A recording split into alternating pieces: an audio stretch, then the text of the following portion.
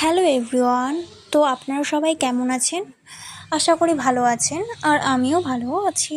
আর আমি বাবার মোবাইল ঘাঁটছিলাম একটু, আর অনেক দিন থেকেই রূপচর্চা করা হয় না, তো একটু মুখে গুড ভাইবসের প্রোডাক্ট লাগিয়ে নিলাম। এটা গুড ভাইবসের উপটান পাউডার।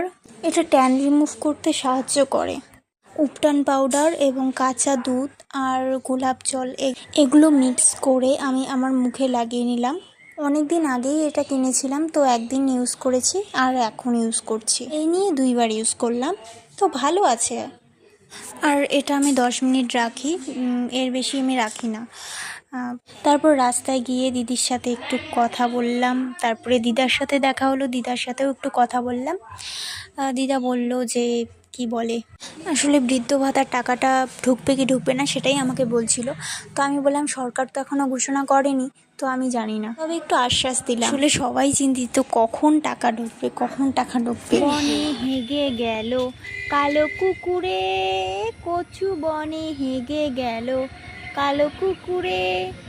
হ্যাঁ গাইস, আমাদের বাড়িতেই কচু বন। রাস্তার সামনে এমন গান করছি, মানে পাগল হয়ে গেছি। যাই হোক, তারপর আর এই ফুলটার স্মেল খুব সুন্দর। আমাদের বাড়িতে এই ফুলটা রয়েছে। এই ফুলের নাম হয়তো গন্ধরাজ, আমি ঠিক জানি না। এই ফুলটা নিয়ে একটু ভিডিও বানাচ্ছিলাম, ঢং মারছিলাম, তাছাড়া আর কিছুই না। তারপর আমার মনে পড়লো যে আমাকে খেতে হবে গাইস, তারপর আমি ফুচকা খেয়ে নিলাম। আর কাঁচামরিচ দাও না। ফুচকালার সাথে আমার ভালোই খাতির, তাই আমি এরকম করে বলছি কাঁচামরিচ দাও না। আর এই ফুচকালাটা খুব ছ্যাঁচড়া, আসলে প্রত্যেক ফুচকালাই মনে হয় ছ্যাঁচড়াই হয়, আমাকে ঠকায়। তারপর চিকেন, রুটি আর ভাজা খেয়ে নিলাম। আর চিকেন কার কার ভালো লাগে অবশ্যই কমেন্টে বলবেন। আর বিজেপি জিতেছে জন্য সবাই আনন্দ করছে এখানে। আর আমার ঘন্টায় ঘন্টায় খিদে পায়, তো ম্যাগি বানিয়ে খেয়ে নিয়েছি। তারপর মা আম মাখা করলো, সেটাই আমরা খেয়ে নিলাম। বাবা, মা, আমি 3জনই ছিলাম বাড়িতে, তো খেয়ে নিলাম আম মাখা। তারপর কাকিমণি আবার কুরকুরে এনেছিল, সেই কুরকুরেটাও গিলে নিলাম।